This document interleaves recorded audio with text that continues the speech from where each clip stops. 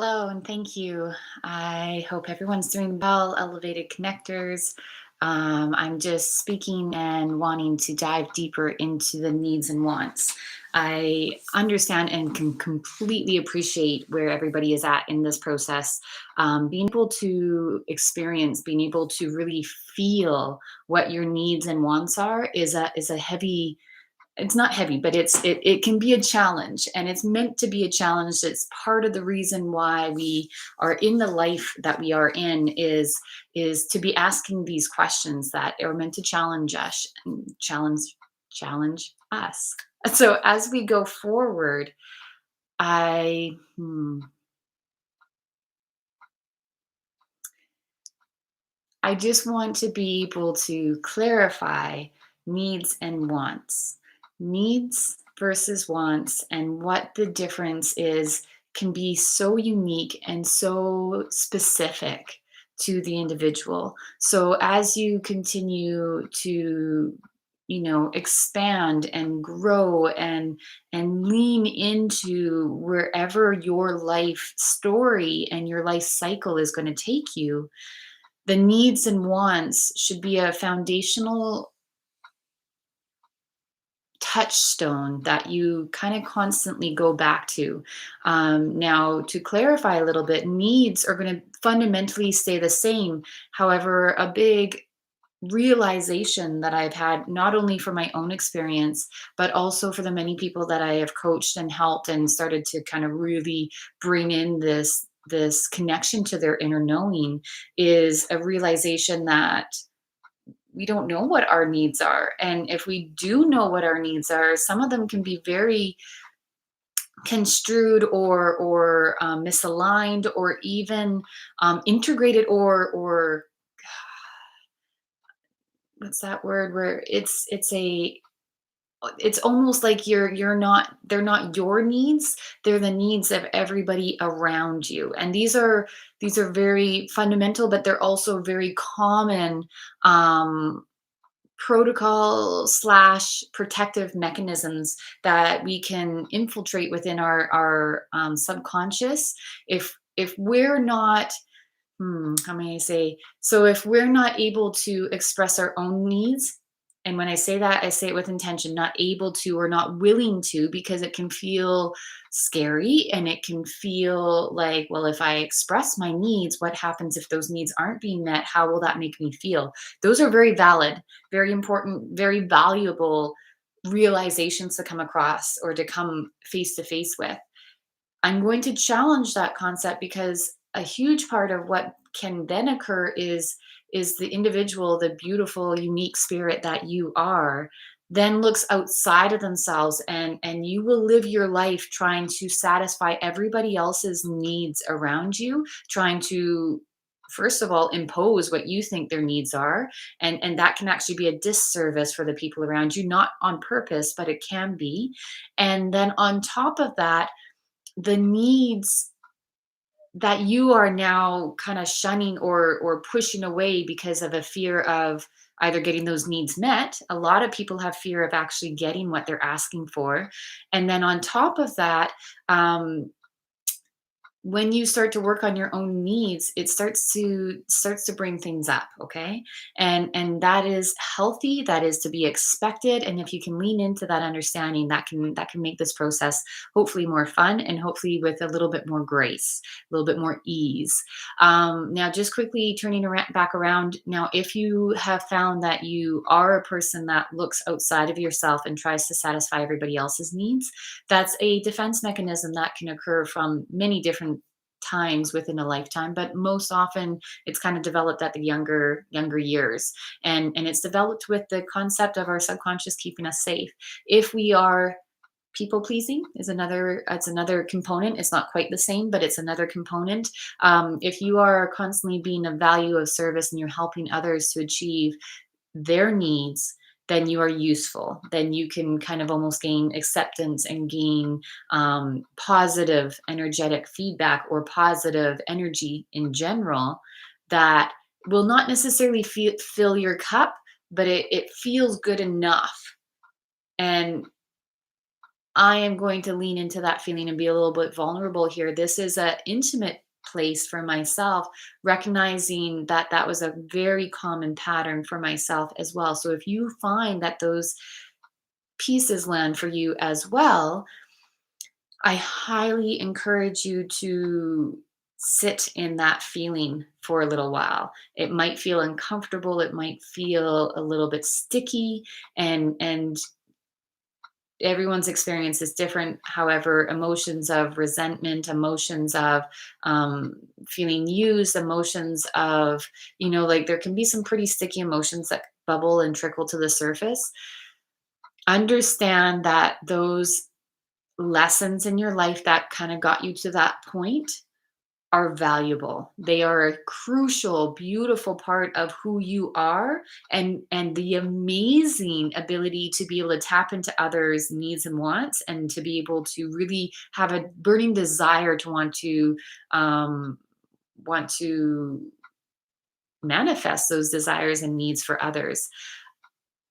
However, if you're constantly seeking outside of yourself approval and acceptance, and really focusing on just what's outside of you, your inner world will be chaos. Your inner world will be a feeling of just lack.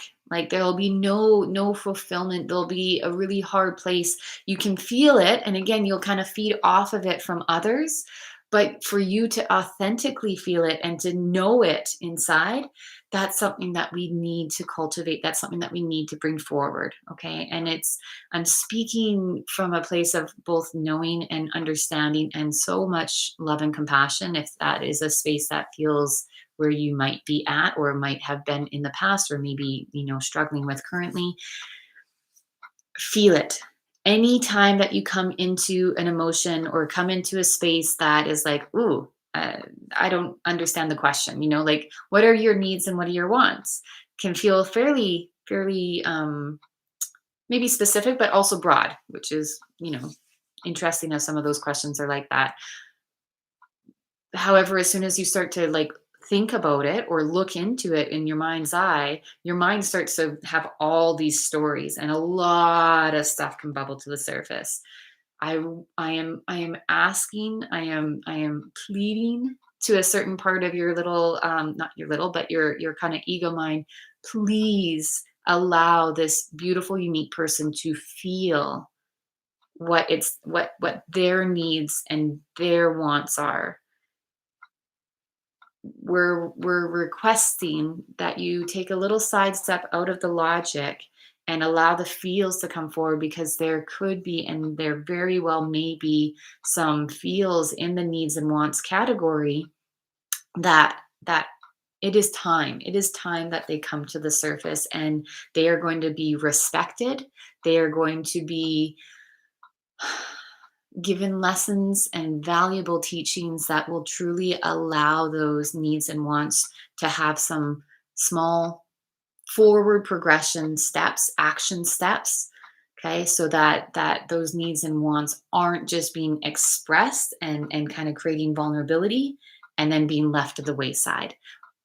I am here. I am creating and holding the space so that we don't allow that to happen. Working on this kind of work on your own, it's not that you don't want to bring forward movement, you don't want to feel that and to tap into that need and want. It's just that our beautiful protective mind feels very concerned and very possibly activated, charged, triggered, you name it. It will bring a lot of stories forward that can either create some sabotage or create overwhelm or create a whole host of other emotions, doubt and fear being a couple of them.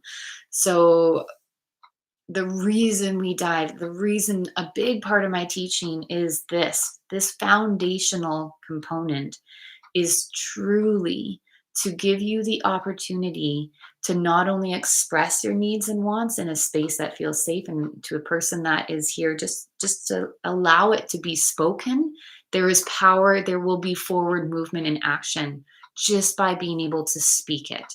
And I cannot explain and express that enough. So it's a huge leap of faith, and I fully appreciate that.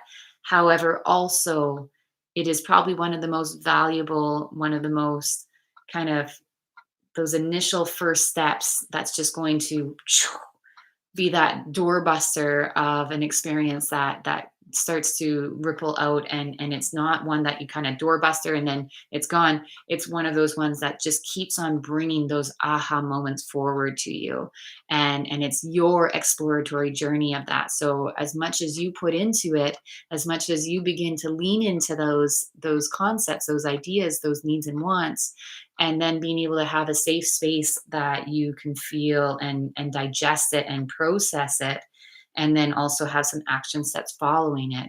That's the key ingredient. That's what my teachings, that's what my many years of experience have begun to cultivate and to bring forward. So within that, I'm pleading, I am requesting, I'm asking, trust. Trust this process. Trust where you're at right now, exactly where you are, exactly who is hearing this and who is taking in this information.